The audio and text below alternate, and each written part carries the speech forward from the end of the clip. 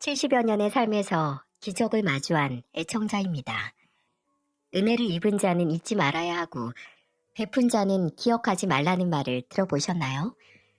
하지만 은혜를 입은 자는 오히려 받은 도움과 배려를 잊기 마련이고 베푼 자만 홀로 본인이 타인에게 준 도움이 본인에게 돌아오지 않음을 씁쓸해하는 게 이 노인도 다 아는 현실이 아닌가 싶습니다.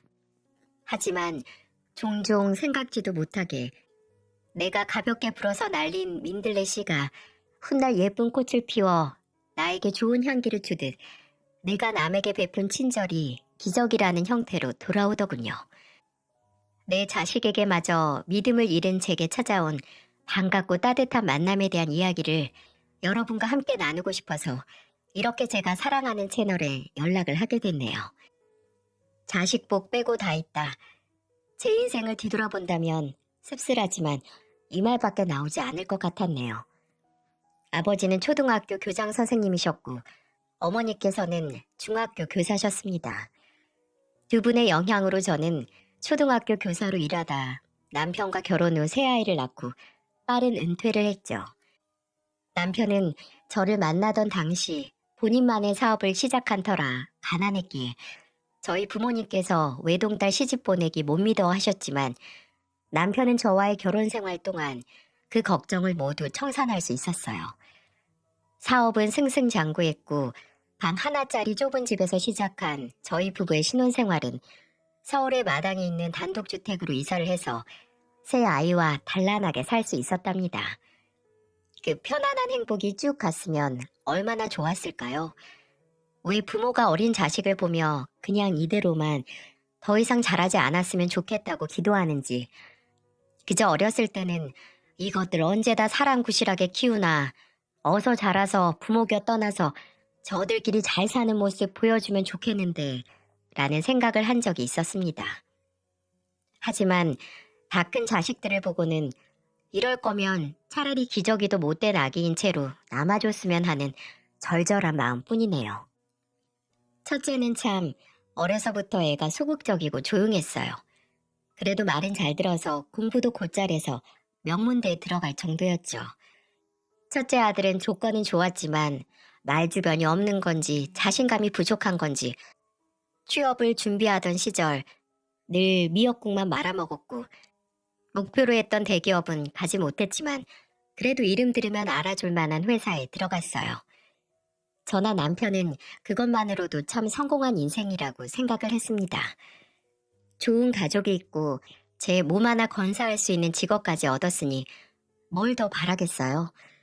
그러다가 첫째 아들이 30쯤 돼서 결혼하고 싶다는 아가씨를 한 명 데려왔는데 첫째 며느리는 아들에게는 눈에 넣어도 안 아픈 보물 같은 존재지만 동시에 저나 남편에게는 부모도 몰랐던 내 아들의 모습을 보게 해준 역할을 했네요. 집에 인사를 시키러 왔을 때부터 이미 첫째가 며느리에게 나사가 하나 빠진 것처럼 군다는 사실은 알고 있었습니다. 며느리가 벌이도 그렇게 넉넉지 않고 사돈댁 사정도 여유치 않아서 아들이 모든 결혼 비용이나 신혼집 장만을 부담하겠다고 했을 때부터 말이죠. 뭐 저희 집이 없는 집도 아니고 누가 돈을 얼마 냈으면 뭐합니까? 그저 내 자식이 이 정도로 정성을 다할 제 짝을 찾았다는 생각에 좋기만 했어요. 근데 그 지극정성이 저와 남편에게는 도구로 돌아올 줄 누가 알았겠습니까? 첫째가 손주가 태어나고 몇 년 지났을 때 제게 이런 말을 하는 겁니다. 엄마, 채원이 회사 그만둔 지 꽤 됐잖아요. 근데 아무래도 혼자 집에서 서준이만 보기 좀 그렇나 봐요. 그래서 뭐 작은 카페 같은 거 하고 싶다는데 혹시 아빠께 잘 말해서 도와주실 수 있으세요? 카페만 차리면 서준이는 당연히 장모님께서 봐주신다고 했으니까 걱정 안 하셔도 되고요. 커피숍인지 뭔지를 하고 싶다는 며느리의 말에 쪼로록 돈 나올 곳으로 와서 꼬리를 살랑살랑 흔드는 첫째. 첫째는 한 달 동안 저와 지 애비를 아주 구워 삶아서 커피숍을 차릴 자금을 얻어갔습니다. 이제 와서 생각해보면 그대로 구워 삶아져서 먹힌 저나 남편도 참 어리석었죠. 심지어 그렇게 영 커피숍이 잘 된 것도 아니었습니다. 며느리는 남편이 준 돈으로 차린 커피숍에서 지 동생과 함께 일을 했는데 대체 장사는 어떻게 하는 건지 문을 열고 몇 년 동안은 계속 찾아오는 각설이 마냥 첫째가 찾아와서 건물 임대료를 전화 남편에게 빌려가기도 했어요. 뭐 장사가 마음대로만 되는 게 아니니 탓할 생각은 없지만 그렇게 장사를 할 수 있었다는 은혜는 잊으면 안 되죠. 제가 그 커피숍에 한번 가본 적이 있습니다. 그 당시만 하더라도 돈을 참 많이 투자하기도 해서 꽤 번화가에 위치해 있었고 가게 인테리어도 세련됐었던 게 기억이 나네요. 그래서 그런지 손님으로 앉아있는 사람들이 모두 젊은 사람들이었고요. 며느리가 파는 커피라도 한 잔 사서 먹고 오려고 들어갔는데 계산대 안에 있던 며느리가 저를 보고 처음 한 말이 뭔지 아시나요? 어? 어머님, 여긴 왜 오셨어요? 여긴 어머님이 드실 만한 거 하나도 없는데. 없기는 왜 없니? 나도 커피 마실 줄 안다, 얘. 아, 그럼 한 잔 드릴까요? 저도 커피 한 잔이었지만 내 며느리 가게 매출 올려주려고 며느리가 그냥 준다고 해도 제 돈 내고 올 생각이었습니다. 근데 아주 당연하게 제게 금액을 말하는 며느리를 보고 참 얘도 대단하구나 싶더라고요. 근데 더 의아했던 건 커피를 유리잔이 아닌 종이컵에 줬다는 겁니다. 왜 여기다 주니? 저기 앉아있는 손님들 보니까 다 잔에 마시고 있던데. 어머님 마시고 가시게요? 그럼 그냥 보내려고 했니? 나는 네 가게 구경도 하고 너 일하는 걸 좀 괜찮나 듣기도 하려고 했는데. 그럼 좋은데 어머님 저 바빠요. 오늘은 그냥 집에 가면서 드세요. 바쁘다고? 아니 저기 저렇게 빈자리가 많은데 뭐가 바빠? 어머님이 카페 일을 모르셔서 그러는데 원래 손님이라는 게 한 번에 몰리는 거라서 이러다가도 갑자기 바빠져요. 그리고 솔직히 말하면 이걸 어떻게 말해야 돼? 좀 나이 든 사람이 가게에 있으면 젊은 사람들이 안 들어오려고 한단 말이에요.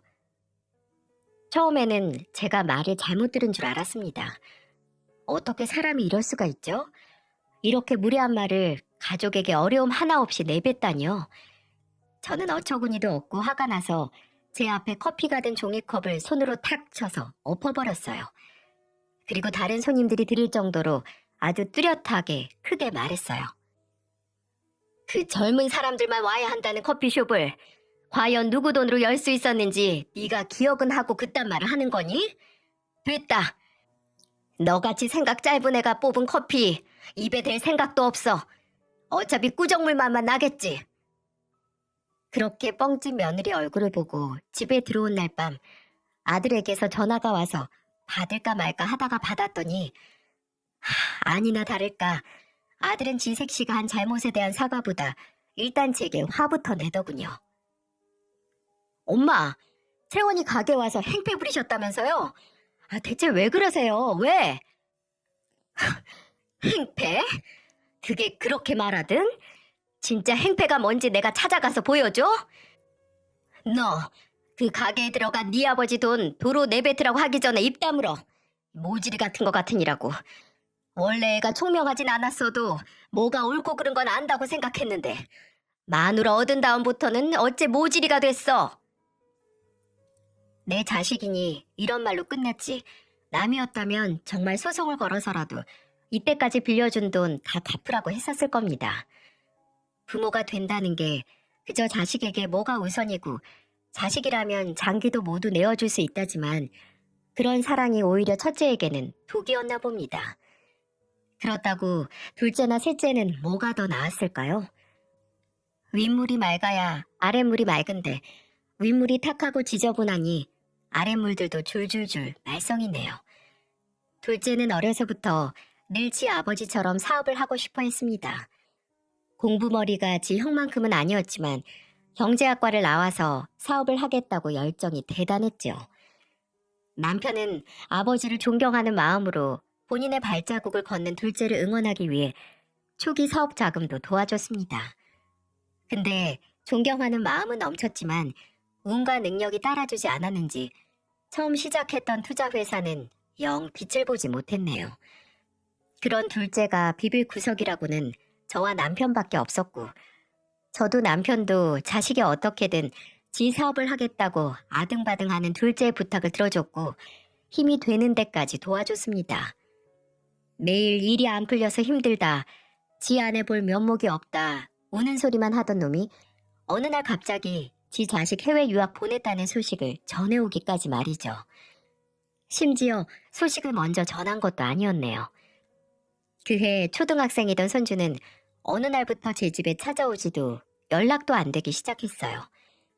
둘째 아들은 자식들 중에 가장 먼저 결혼을 하기도 했고 속도 위반으로 애를 낳아서 저와 남편에게 제일 먼저 손주를 안겨줬기에 저나 남편이나 첫 손주에 대한 애착이 좀 있었거든요. 예, 준우는 좀 있으면 중학교 들어간다고 공부하느라 할머니 할아버지 집도 안 오는 거니? 아무리 그래도 쉬엄쉬엄 해야 애가 안 지치지. 아, 걱정 마세요. 그냥 요새 공부하느라 체력이 좀 딸려서 집에서 쉬라고 했어요. 둘째와 며느리가 이렇게 말하니 저나 남편은 철석같이 믿고 있었죠. 그렇게 몇 달 후에 저는 둘째 며느리의 어머니, 그러니까 제 사부인과 통화를 하다가 알게 됐어요. 손주가 조기 유학을 갔다는 걸 말입니다. 골이 띵 하고 울리더군요. 매일 돈이 없다, 사업이 힘들다 하던 놈이 지 아들 유학까지 보내고 심지어 보내기 전에 저나 남편에게 알리지도 않고 손주 인사도 안 시키고 그냥 야반도주하듯 보내버린 다음에 뻔뻔하게 계속 거짓말을 했다니. 사실을 안 저도 화가 나고 배신감을 느꼈지만 남편이 정말 불같이 화를 냈습니다. 남편은 둘째를 집에 불러다가 뺨을 사정없이 날리며 말했어요. 네가 얼마나 나난 이 엄마를 무시하면 네 자식 유학 보냈다는 소리도 없이 계속 한국에 있는 척 연기를 해. 내가 준우 유학 갔다고 하면 유학 보낼 돈 있으니까 이제 힘들다고 해도 돈 안 줘야겠다, 이럴까봐 숨겼냐? 네가 내 자식이면 처음으로 생긴 첫 손주 공부하러 외국 나간다, 인사시킬 염치나 상식이 있어야지. 너 앞으로 자식이라고 부모한테 손 벌릴 생각하지 마라. 너 나나 네 엄마 부모로 생각 안 하는 놈이야. 둘째는 손이 발이 되게 빌고 무릎을 꿇고 남편 바지가랑이에 매달려 용서를 빌었지만 남편은 단호했습니다. 그 후로도 둘째는 제발 용서해달라, 도와달라 찾아오고 연락도 했지만 저나 남편은 쳐다도 보지 않았어요. 그리고 셋째, 하나뿐인 딸은 저나 남편에게 가장 아픈 손가락 중 하나일 겁니다. 순하고 착한 딸은 그야말로 남자 하나 잘못 만나서 신세 망쳐서 부모 가슴에 대못을 박았으니까요. 대학 나와서 취직해서 자리 잡을 때까지 주변에 친한 남자 한 명 없던 딸은 어느 날 딱 봐도 건달 같은 놈을 집에 데려오더니 대뜸 신호 위반으로 애가 들어서서 결혼을 하겠다고 하더군요. 그렇게 생긴 하나 있는 사위는 술집을 한다고 했고요.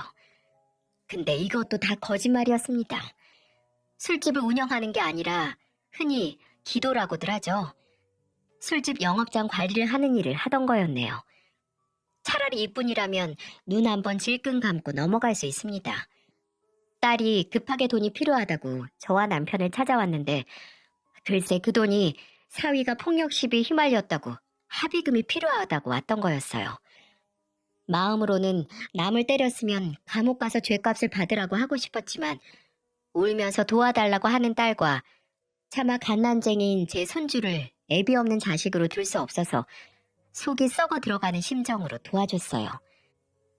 하지만 차라리 그때 형을 살든 감옥에 가든 말든 죗값 받아 후회라도 해주게 했어야 했네요.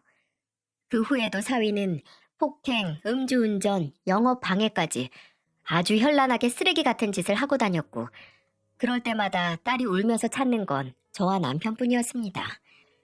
제가 정말 참다 또 울면서 제게 신세한탄하려고 전화를 한 딸에게 말했어요.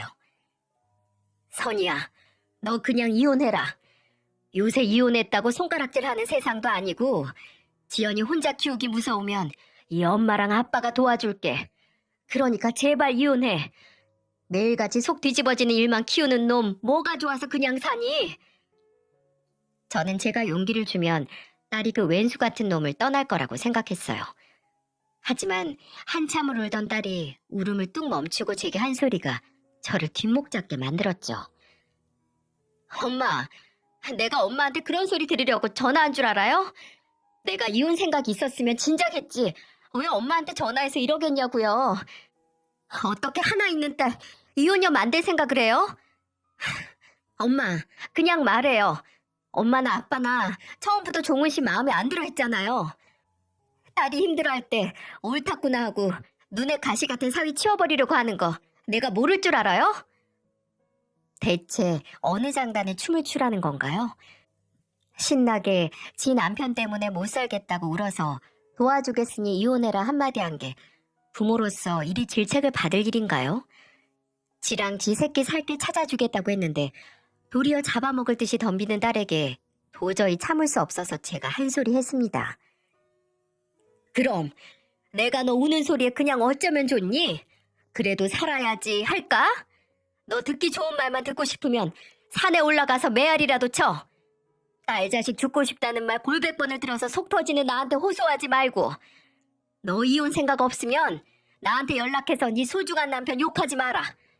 엄마도 이제 버려야 하는 쓰레기 안고 살면서 냄새 난다고 우는 네 얘기 듣기 지쳐. 딸은 어떻게 엄마가 그럴 수 있냐. 그럼 나는 누구한테 이런 얘기를 하냐. 너무한다고 울고불고 했지만 어쩌나요? 지가 그런 놈이라도 끌고 산다는데. 저는 딸에게 이렇게 단호할 수 있었지만 남편은 참 힘들어했습니다.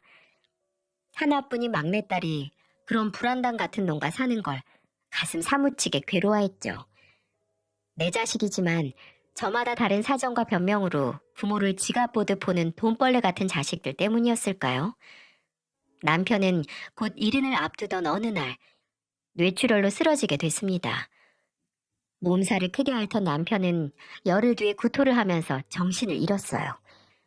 구급차를 타고 병원에 도착했을 때 몇 개의 검사 끝에 남편이 잔해 지주막과 출혈이라는 걸 알게 됐고 터질 위험이 있으니 그 전에 수술을 해야겠다고 하더군요. 하늘이 무너졌죠. 부부란 게 언젠가 죽음으로 헤어져야 하는 운명이라는 건 알았지만 그 순간이 이리도 빨리 찾아올지 몰랐습니다. 남편은 긴 수술에 들어갔고 그때 제 곁을 지켜준 건 그래도 피부치 노릇을 하려는 자식들이었어요. 지들도 아버지가 쓰러졌다는 소식에 놀라 한 걸음에 달려왔는데 그래도 내 자식들은 맞구나 싶더라고요. 수술 후 남편은 첫 수술 후에 정신을 회복하고 가족들을 알아보긴 했습니다. 하지만 그 안도도 찰나의 것이었죠. 수술 부위에 재출혈이 생겼고 또다시 응급수술을 해야 했어요. 한시도 안심할 수 없는 그 순간에 첫째가 그러더군요. 엄마, 이런 말씀드리기 조심스럽지만 아버지 정말 가망이 없어 보여요. 조금이라도 희망이 있을 때 아빠 유산 정리하고 집도 처분한 다음에 그냥 저랑 같이 살아요. 제가 아빠가 떠나신 후에 어떻게 엄마 혼자 사시게 내버려 둘 수가 있겠어요. 처음에는 이놈이 아버지 재산을 노리고 수작을 하는구나 했습니다. 하지만 재산이라고 해봤자 집과 아주 소액의 노후자금 뿐이었어요. 이미 일평생 일군 재산은 삼남매가 하이에나처럼 다 뜯어갔기에 풍족했던 살림이 그냥저냥 어떻게든 먹고 살 수 있는 정도로 쪼그라들었으니까요. 제가 이 사실을 말하니 첫째는 의외의 얘기를 하더라고요. 제가 이 순간까지 돈에 눈이 뒤집힌 후레자식인 줄 아세요? 그냥 엄마가 아빠 떠나신 후 힘들 때 정리하느니 차라리 지금 좀 담담하게 먼저 정리하시는 게 심적으로 괜찮지 않을까 해서 한 말이에요. 이놈이 좀 철이 들었나 싶으신가요? 아마 다른 사람들이 보기에는 그래도 꿍꿍이 속이 있구나 할 수도 있을지 모릅니다. 하지만 정신을 차리지 못하는 남편이 병상에 누워있는 그 순간 그나마 제가 기댈 수 있는 사람은 자식이라는 생각에 제 마음이 약해졌네요. 남편은 끝내 짧은 투병 생활 중 숨을 거뒀고 정말 혼자 남은 제게 남은 가족은 아들 둘과 딸뿐이게 되어버렸습니다. 그래도 아직 자식들 집에 얹혀 살고 싶지 않아서 첫째의 제안도 거절을 했어요. 근데 며칠 후 정신을 차렸나 싶던 첫째가 저를 찾아와 이렇게 말하더군요. 지금 이 시기에 엄마한테 이런 부탁드리는 게 자식으로서 얼마나 염치 없는 일이라는 걸 알지만 정말 제가 도움 청할 수 있는 게 엄마밖에 없어요. 장모님께서 이번에 갯돈 때문에 문제가 생겨서 동네 아줌마들한테 단체로 고소를 당하기 직전이에요. 무슨 갯돈을 여기저기서 돌려막기를 하신 건지 액수도 꽤 커서 엄마, 아버지 재산 얼마 남지 않을 거 아는데 이 집이라도 어떻게 담보대출 받아서 저희 좀 도와주시면 안 될까요? 애엄마가 매일 지 엄마 때문에 죽고 싶다고 어떻게 해야 할지 모르겠다고 밤낮으로 울어서 미치겠어요. 이뿐만 아니라 둘째도 그렇고 셋째도 마치 짠 듯이 제게 찾아와 무슨 문제가 있다며 제발 도와달라고 하는 겁니다. 둘째는 지 회사 고객하고 문제가 생겼다고 투자금을 돌려달라고 한다고 회사에 와서 난리를 쳤다고 하고 셋째는 이제 와서 이혼하겠다고 도와달라고 하고 아마 남편이 옆에 있었던 시절의 저였다면 택도 없다고 했을 테지만 남편이 떠나고 약해질 대로 약해지고 남은 건 자식들 뿐이라는 생각에 차마 애들의 부탁을 거절할 수 없었어요. 제가 정말 미쳤었죠. 하나 남은 집을 담보로 대출을 받아서 첫째에게 일정 부분을 빌려주고 나머지는 둘째와 셋째에게 빌려줬습니다. 솔직히 생각해보면 그때까지만 해도 저는 첫째가 저를 모시고 살겠다는 말을 믿었기에 그런 결정을 할 수 있었던 것 같아요. 만약 일이 잘못돼도 장남이 나를 책임져 주겠지 하는 아니란 생각으로 말이죠. 결과는 어땠을까요? 꼭 갖겠다고 하던 자식들은 제 연락을 피하기 시작했고 끝내 장기간 연체로 인해 저당 잡힌 집은 은행의 경매로 넘어가고 말았어요. 끝까지 믿었던 자식들로 인해 저는 먼저 간 남편이 남겨준 집을 잃고 만 겁니다. 심지어 이혼하겠다고 변호사 구하겠다고 돈 가져간 딸은 이혼도 안 했습니다. 저는 끝내 계속해서 연락을 피하고 집 문도 안 열어주던 첫째를 찾아가서 힘들게 얼굴을 마주하게 됐고 그렇게 마주한 첫째는 저를 보자마자 이딴 소리를 해서 간당간당 버텨오던 저를 무너지게 만들었네요. 아무리 그래도 지금 같이 사는 건 어려워요. 남는 방도 없고 그렇다고 엄마를 거실에서 지내게 할 순 없잖아요. 일단 있는 돈으로 원룸이라도 구하든 하세요. 상황 봐서 꼭. 원룸? 너는 돌아가신 네 아버지가 남겨준 그 집을 날려놓고 나한테 알아서 방 구해서 살라는 말이 나오니? 네가 내 속에서 나온 자식 맞아? 그렇게 지가 책임지겠다, 모셔가서 살겠다던 놈이 이제 와서 알아서 살라고? 이 쓰레기 같은 놈. 됐다. 차라리 이렇게 알거지 된 김에 너나 네 동생들 같은 돈벌레 치우게 됐으니 속이 다 시원하다. 아이, 엄마가 무슨 알거지예요. 아빠가 벌어놓은 돈이 얼만데. 그래, 그 돈이 얼만데 40 넘은 자식들이 다 빼먹어가서 그것도 동났어. 쌀통에 든 쌀벌레들처럼 네 부모 통장에 든 돈벌레들 때문에 바닥났다고. 네 동생들이나 너나 엄마 빈털털이 된 김에 이제 빼먹을 것도 없으니까 연락하지 마라. 내가 전 재산 어디 기부했다 치고 원수 같은 너희들 남은 내 인생에서 청산했다고 칠 테니까 연락하지 말어. 내 속으로 난 자식들이 그럴 리 없다고 생각했던 걸까요? 그래서 더 이상 회복할 수도 없게 배신을 당하고서야 이놈들은 답이 없다는 걸 인정하고 정신을 차릴 수 있었던 걸까요? 저는 첫째뿐만 아니라 둘째, 셋째에게도 통보했어요. 이제 남은 게 없으니 다들 알아서 살고 연락도 하지 말라고요. 너희에게 털릴 대로 털렸으니 양심이 있으면 니들 애미가 편하게 살 수 있게 놓아달라고 말이죠. 그리고 제게 남은 돈으로 방 하나짜리 집을 월세로 얻어서 이사를 갔습니다. 물론 연락처도 바꿨고 그놈들에게 이사가는 주소도 일체 말하지 않았고요. 근데 정말 거짓말처럼 돈벌레들에게서는 어떠한 연락도 오지 않았어요. 정말 이것들이 양심이 있어서 연락을 안 하고 찾아오지 않았던 걸까요? 그래도 애미인 저는 알죠. 아마 제게 돈이 남아있다고 생각했다면 제가 해외로 도피를 했어도 끝까지 찾아와서 돈을 갈취해 갔을 거라는 걸 말이죠. 가져갈 돈이 없어진 제게 명절이나 제 생일에도 연락 한번 하지 않는 자식들. 아니, 이제 남보다도 못한 돈벌레들을 생각하면 씁쓸하긴 해도 마치 남편과 처음 신혼생활을 했던 그 좁은 집 같은 곳에서 다시 한번 저만의 인생을 시작해야겠다는 결심으로 힘을 냈습니다. 집은 구해서도 곧 70인 나이에 몇십 년을 쉬던 돈벌이를 해야 했기에 초조하면서도 다시 젊어졌다는 기분으로 구직 활동을 시작했어요. 그 결과 기업이 많은 번화가 24시간 국밥집 야간조로 일을 할 수 있었네요. 아, 그러고 보니 제가 일을 시작하고 얼마 안 있어서 모르는 번호로 한 통의 전화를 받았는데 그게 다름 아닌 둘째 며느리의 전화였습니다. 둘째 며느리는 귀신같이 제가 식당 일을 한다는 소식을 언제 들었는지 대뜸 일은 할만하냐, 얼마 받냐는 질문을 하더니 유학 간 손주에게 보내는 생활비 대기 좀 힘들다는 말을 꺼내기 시작하더군요.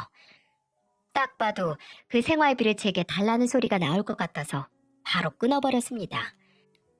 제가 일하는 식당은 손님이 그 근처 회사에서 야근 마치거나 회식을 하고 아예 해장까지 하고 가는 회사원들 뿐이니 야간조에는 바쁘지 않다고 나이 들어서 손이 느린 저도 할 수 있는 일이라고 하더군요. 하지만 그렇게 저를 배려해준 사장님의 말이 괜한 말인 것처럼 저는 그곳에서 주방일과 함께 서빙일까지 겸할 수 있었습니다. 100세 시대, 100세 시대 하면서 요새는 정말 나이는 숫자에 불과하고 과거의 70대는 지금의 5, 60대와 같다는 말이 헛것이 아닌 것처럼 저도 그 나이에 하니까 되긴 되더라고요. 그저 그때 제게 주어진 기회와 다시 일하는 인간으로서 내 한 몸 책임질 수 있다는 생각에 그저 감사했습니다. 그렇게 매 순간순간에 감사하며 제 상황을 겸허히 받아들여서 하늘이 감동을 한 걸까요? 아니면 정말 제가 오래전에 던지고 던진 것도 잊고 있었던 부메랑이 되돌아온 걸까요? 어느 날 제가 일하는 식당에 기적이 찾아왔어요. 여느 때와 같이 새벽인 시간에 한산한 식당에서 일을 하고 있었습니다. 낮에 쓸 음식 재료 손질을 하고 나가서 손님들이 먹고 간 상을 치우고 있었는데 한 청년이 저를 힐끗 보는 게 느껴지더라고요. 근데 그게 한두 번이 아니어서 놀라지도 않았어요. 그 청년은 종종 제가 일하는 시간에 식당에 와서 밥을 먹고 갔었어요. 그 근처에 대기업이 하나 있는데 거기 사원증을 가지고 있던 걸 봐서 거기 다니는 회사원이라고 생각을 했죠. 나이는 한 30 초중반 정도 되었을까? 참 멀끔하게 생기고 예의도 발라서 대기업에 다니는데 저렇게 인성도 바르니 부모님께서 참 좋아하시겠다는 생각을 했었던 기억이 있어요. 근데 제가 그 청년을 기억하는 건 단순히 그런 것뿐만이 아니었네요. 어째 올 때마다 저와 눈이 많이 마주쳤어요. 처음에는 뭔가 필요한 게 있어서 그런가 싶어서 가면 청년은 아닙니다 라고 어색하게 웃어 보였죠. 나중에는 어차피 눈이 마주쳐도 가봤자 아니라고 할 게 뻔하니 그러려니 했는데 궁금하긴 하더라고요. 아마 고향이 서울이 아닌데 고향에 계신 어머니가 나랑 닮아서 빤히 보나 보다 라고 저 혼자 그럴싸한 추측도 했습니다. 근데 이게 웬걸? 그 추측이 얼추 들어맞긴 했기에 큰 충격을 받을 줄 누가 알았겠어요. 그날도 또 저와 눈이 마주친 청년에게 그냥 빙그레 웃어 보이곤 제 할 일 하고 있는데 주방에서 같이 일하는 아줌마 하나가 저를 순영 여사라고 장난스럽게 부르는 게 들렸습니다. 일하는 직원들끼리 출출하면 야식같이 음식을 만들어 먹는데 그날은 뭘 먹고 싶냐고 묻기 위해 부른 거였어요. 간단하게 육수에 소면이나 말아먹자라고 말을 한 뒤 다시 식탁 서랍에 깨끗한 수저들을 채우고 있는데 누가 제 어깨를 툭툭 건드리기에 뒤로 확 돌아봤습니다. 제 어깨를 두들긴 건 다름 아닌 대기업에 다니는 그 청년이었고 청년은 아주 심각한 얼굴로 제게 말했습니다. 저 실례지만 혹시 조남이 김순영 씨 되시나요? 아, 네, 맞는데 왜 날 아시나요? 순간적으로 그렇게 식당에 올 때마다 나를 흘끗거리는 청년이 어찌 내 이름 석자를 알고 있을까 하고 어안이 벙벙했어요. 뭐 아까 같이 일하는 아줌마가 내 이름을 불렀기로써니 성까지 알고 있다는 게 의아했죠. 근데 충격적인 건 이것뿐만이 아니라 제가 고개를 갸웃거리며 맞다고 하자 힘이 툭 하고 빠진 것처럼 주저앉아서 오열을 하기 시작한 청년의 모습이었습니다. 저도 그렇고 그때 식당에 있던 손님 2명과 청년의 곡소리를 듣고 달려나온 주방 직원들까지 단체로 이게 무슨 일인가 했죠. 저는 허겁지겁 아무것도 모르고 일단 그 청년을 달래기 시작했어요. 아이고, 총각, 왜 그래? 일단 일어나봐. 나를 어떻게 알고, 아니 이렇게 다짜고짜 울어, 어? 아주머니, 정말 저 기억 안 나세요? 저 명호예요, 명호. 아주버님 집 새방에 살던 새댁 아들 명호요. 그 말을 듣고 청년뿐만 아니라 저 또한 다리가 훅 풀려서 주저앉았어요. 맞네. 맞아, 명호. 아유, 크더니 엄마 얼굴 그대로 닮았네. 언제 이렇게 컸어, 어? 어찌 잊을 수 있을까요? 만일 누군가 예전에 헤어졌던 그리운 사람을 만날 수 있게 해준다고 하면 망설임 없이 이 청년과 이 청년의 어머니를 말했을 텐데 말이죠. 어디서부터 이야기를 해야 할까? 저와 남편이 살던 주택이 단독주택이긴 해도 본체 옆에 좀 큰 창고방이 하나 있었어요.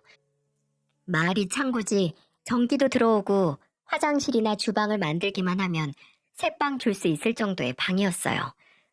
그래서 남편과 저는 좀 무리를 해서 거기에 싱크대를 설치하고 입구 쪽에 화장실을 터서 어느 초등학생 아들을 둔 젊은 부부에게 세를 줬었습니다. 그리고 바로 그 초등학생 아들이 지금 제 눈앞에서 마치 어린 시절로 돌아간 것처럼 눈물을 흘리는 이 청년이었고요. 그냥 집주인과 세입자의 관계였다면 이렇게 만나자마자 서로 눈물을 쏟진 않았겠죠. 그 집 세대과는 참 가슴 아프고 씁쓸한 일로 기억에 남았던 관계이기도 했고 그랬기에 더 애틋하기도 했네요. 초등학생 아들이 있긴 했지만 저보다 한참은 동생일 법한 나이이기도 했고 또 뭔가 조용하고 수줍음 많은 게 새댁스럽기도 해서 저는 이 청년의 어머니를 늘 새댁이라고 불렀던 기억이 나네요. 근데 새댁은 참 착하고 조용했지만 그 남편이라는 사람이 손버릇이 참 안 좋았습니다. 처음 그 부부가 집에 들어와 살다가 한 나흘 정도 지났을까요? 집 아래쪽에서 쾅 하는 소리와 함께 아이 우는 소리가 들리기 시작했어요. 저는 그 소리가 뭔지 직감할 수 있었어요. 우선 그 부부가 이사를 오고 난 후에 마주쳤던 새댁의 모습은 늘 소심하고 그때가 초여름이긴 해도 늘 긴 바지에 긴 팔로 온몸을 가리고 다녀서 제가 어머 새댁 안 더워? 라고 물으면 그저 어색하게 웃으면서 대화를 피했다는 게 기억이 났기에 저 소리가 새댁의 남편이 내는 가정폭력의 소리라는 생각이 들었어요. 여보, 경찰에 얼른 전화해. 새빵 새댁 지금 위험한 것 같아. 자초지종을 모르던 남편도 일단 제 말을 듣고 경찰에 전화를 했고 아니나 다를까 경찰이 출동하고 나서 새빵 문이 열렸을 때 새댁의 눈에는 커다란 멍이 들어있었습니다. 그 후로도 그 집에 몇 번의 경찰이 오고 가고 나중에는 경찰을 부르기도 전에 저와 남편이 그 새빵에 달려가서 문을 쾅쾅 두들기기도 했어요. 당장 그 새댁에게 이혼하라고 하고 싶었지만 그래도 어찌 남이 당장 갈라서라고 책임지지도 못할 소리를 내뱉을 수 있겠어요. 근데 하루는 늦은 밤에 현관문을 쾅쾅 두들기는 소리가 나서 남편이 나갔더니 글쎄 새댁이 입술에 피가 맺힌 채로 어린 아들을 안고 왔던 거였어요. 그 사람이 이제 저 말고 애한테도 손을 대려고 해요. 술 먹고 저 때리다가 그거 보고 말리려는 아들한테 손을 들려고 해서 도망왔어요. 아주머니, 저 좀 살려주세요. 그때 저와 남편은 결심했습니다. 이 두 모자를 평생 책임지겠다는 각오로 사람 목숨을 살려야겠다고 말이죠. 저는 새댁에게 경제적인 문제만 없다면 이혼을 할 생각이 있는지 물었고 새댁은 아무리 두려웠어도 아들을 위해서 그래야만 할 것 같다고 했습니다. 저와 남편은 새댁을 도와서 그 가정폭력범을 상대로 이혼 소송을 진행했고 그 인간 알고 보니 바람도 피우고 있었더라고요. 심지어 이혼 후에 그 바람난 상대와 살림까지 차렸고요.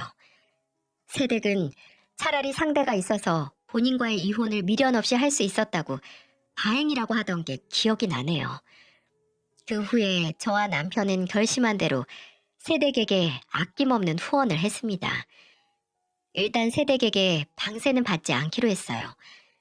세댁은 그럴 수 없다고 무슨 일을 해서든 돈을 벌어서 방세를 내겠다고 했지만 저와 남편은 돈을 벌어서 남는다고 해도 그건 하나 있는 아들을 위해 저축을 하든 뭐라도 더 사입히던 먹이던 하라고 했어요. 저와 남편은 세댁에게 격리학원이라도 보내서 남편 회사에 사무 보조로 취직을 시키고 싶었지만 세댁은 가방끈 짧은 본인이 처지 때문에 분에 넘치는 일을 맡을 수는 없다고 일자리 문제는 어떻게 해서든 본인이 해결을 하겠다고 했습니다. 그렇게 말했던 세댁은 금방 가사 도우미 일을 구했고 아들과의 새 출발을 위해 노력을 했죠. 그때 제 자식들은 모두 고등학생, 중학생이었던 터라 애들이 학교 가고 나면 집에 저밖에 없었기에 초등학생이었던 청년이 학교 갔다 돌아오면 혼자 집에 있지 말고 저희 집에 와 있으라고 했어요. 그럼 저는 그 애가 숙제하는 걸 옆에서 봐주고 간식도 챙겨주고 세댁이 일이 늦게 끝나는 날이면 아예 저녁까지 해서 집으로 보내기도 했죠. 그만큼 어린 청년은 제 말동무가 되어주기도 했습니다. 또 하루 종일 일을 하는 세댁을 위해 저희 가족들 먹을 반찬 할 때 재료를 더 넣어서 세댁과 어린 청년이 먹을 반찬도 한 보따리 싸서 냉장고에 넣어주는 게 그 당시 제 낙이기도 했네요.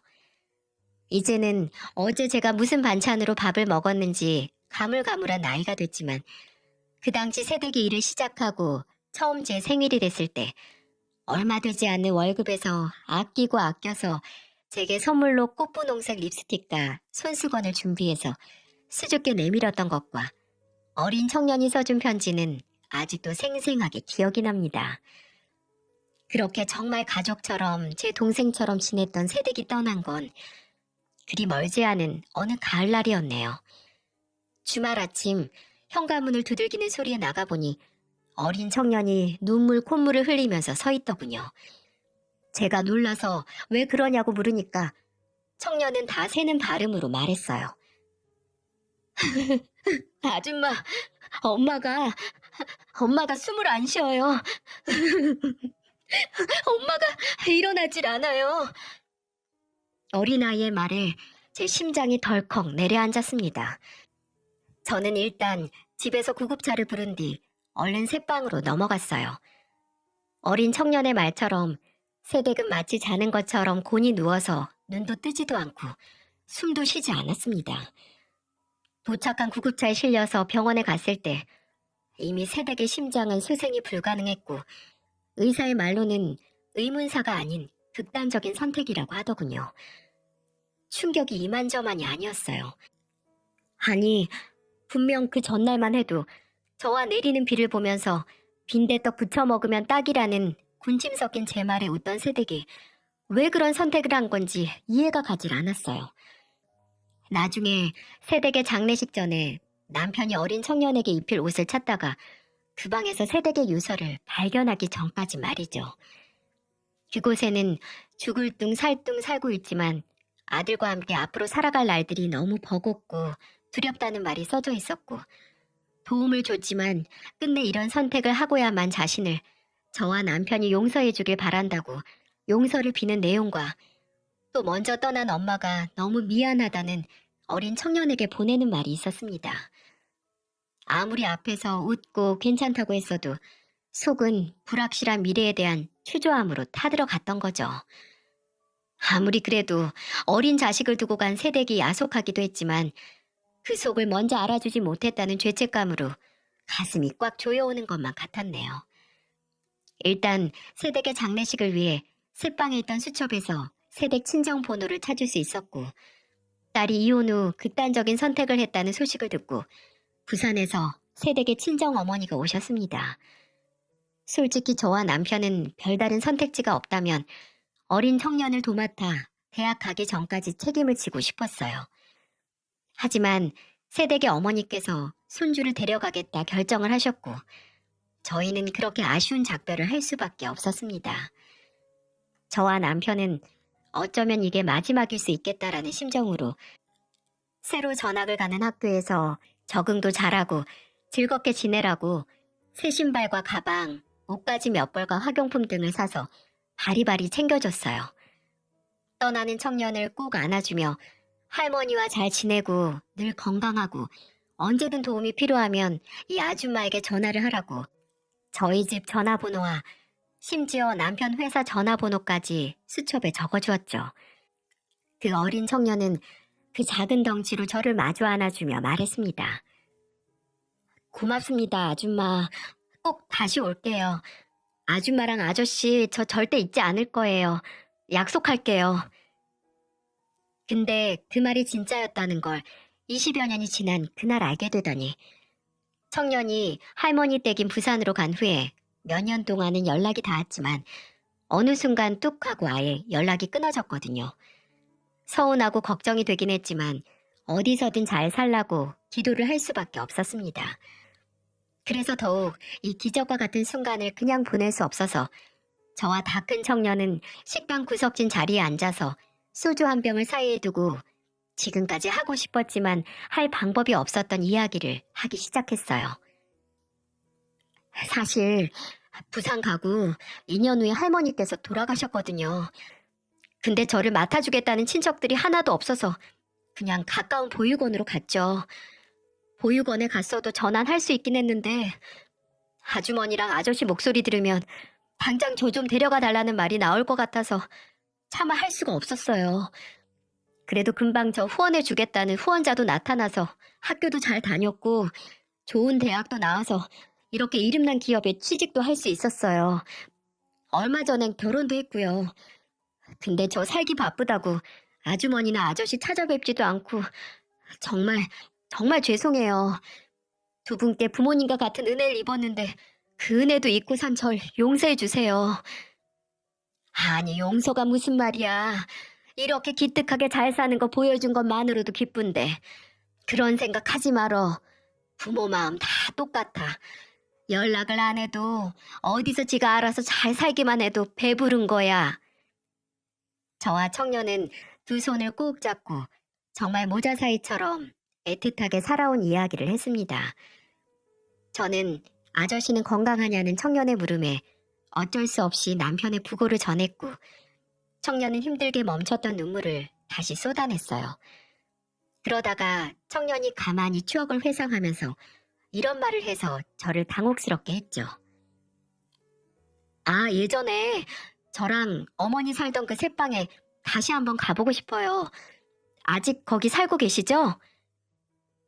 아, 남편이 먼저 세상을 떠났다는 소식보다도 그 당시 제 처지에 대해 말하는 게 더 힘들더라고요. 어떻게든 변함없이 잘 살고 있는 모습을 보여줘야 하는데 오랜만에 만난 사이에 거짓말을 할 수도 없으니 최대한 담담하게 그동안 제가 겪은 일을 짧게나마 청년에게 설명했어요. 아까까지만 해도 남편의 소식을 듣고 울던 청년이 제가 하는 얘기를 들으면서 점점 얼굴이 새빨개지더군요. 그렇죠.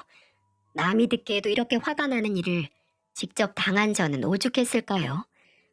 그래도 이미 지났고 그런 자식놈들 키운 제게도 일말의 책임이 있기에 분노로 부들부들 떠는 청년의 손등을 툭툭 두들기면서 저는 괜찮다고 하며 설명을 마쳤죠. 안 그래도 아주머니가 이런 시간에 식당에서 일하시는 거 보고 이상하게 생각하긴 했는데 혼자서 힘들어서 어떻게 버티셨어요? 아니, 잘하셨어요. 그런 것들은 자식도 아니고 정말 인간 새끼들도 아니에요. 아주머니, 그 자식놈들 때문에 뚫린 빈자리 이제 제가 채워드릴게요. 아이고, 됐어. 말이라도 정말 고맙네. 저 빈말 아니에요. 어떻게 이제야 찾아뵌 죄책감 덜 수 있을까 생각했는데 아마 지금 아주머니 앞에 제가 이렇게 나타난 건 우연이 아니라 필연인가 봐요. 제가 이제부터 아주머니의 가족이 될게요. 그러니까 행여나 힘들고 외로워졌을 때 그 인간을 찾지 마시고 저한테 오세요. 네? 저는 그저 웃으면서 고맙다고 든든하다고 말했습니다. 그 후로 뱉었던 말을 지킬 것 같이 청년은 저를 찾아왔어요. 심지어 결혼한 아내도 함께 와서 종종 셋이 식사를 하기도 했네요. 청년은 아내에게 저를 소개하며 우리 어머니 같은 분이야.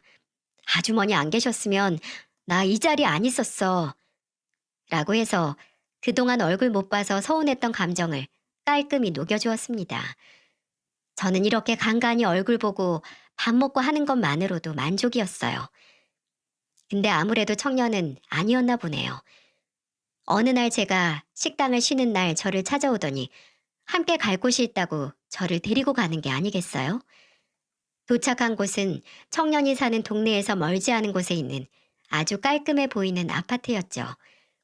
제가 여긴 누구네 집이냐고 물으니 청년이 바로 이해할 수 없는 소리를 했습니다. 아주머니가 마음에 들어 하시면 아주머니가 살게 될 곳이죠. 어? 명훈아, 그게 무슨 소리니? 지금 월세로 살고 있는 곳 정리하고 제가 알아본 두어 곳 있거든요. 오늘 거기 둘러보시고 마음에 드시는 곳으로 계약해요. 제가 당장 집은 못 사드려도 전세 정도는 해드릴 수 있어요. 기함을 할 노릇이었죠. 아무리 소중하게 다시 만난 인연이라고 해도 전셋집을 얻어준다니. 저는 제 눈에는 아직까지 헤어졌을 당시 그 어린 모습으로밖에 보이지 않는 청년에게 그만한 도움을 받을 수 없어서 거절을 했어요. 근데 그때 빨리 그 아파트 앞을 떠나고 싶어 발을 동동 구르는 제 어깨를 잡은 청년은 가만히 눈을 맞춰오더니 이런 말을 하더군요. 아주머니, 저 아주머니 하나뿐인 가족이 되겠다는 거 진심이에요. 그리고 제가 아주머니 가족이 되는 것처럼 아주머니도 혼자인 제 가족이 되어주시는 거고요. 늘 처가를 제 집처럼 생각했는데 이제 저한테도 부모님 같은 존재가 생기는 거라서 얼마나 든든하고 하루하루가 행복한지 아세요? 지금 제가 여기 있는 건 다 아주머니와 돌아가신 아저씨 덕분이잖아요. 어렸지만 저도 다 기억이 나요. 그때 아주머니랑 아저씨가 저희 어머니께 도움을 안 주셨으면 아마 평생 그 인간한테 맞으면서 살았을 테고 어쩌면 어머니는 더 빨리 안 좋은 선택을 하셨을 수도 있겠죠. 그리고 저도 그 안 좋은 선택의 피해자가 됐을 수도 있고요. 제가 살아있는 거 다 아주머니 덕분이니까 이런 일로 부담스럽다고 생각 안 하셔도 돼요. 이미 아주머니는 20년 전도 훨씬 전에 제게 이것보다 더한 도움을 주셨고 저는 앞으로 하나하나 다 갚을 생각이니까요. 이제 제 가족은 저라는 청년의 말에 그동안 자식들 없어도 괜찮다고 스스로 되뇌이던 바짝 긴장했던 마음이 안심도 되고 뜨끈하게 녹는 것 같기도 했습니다.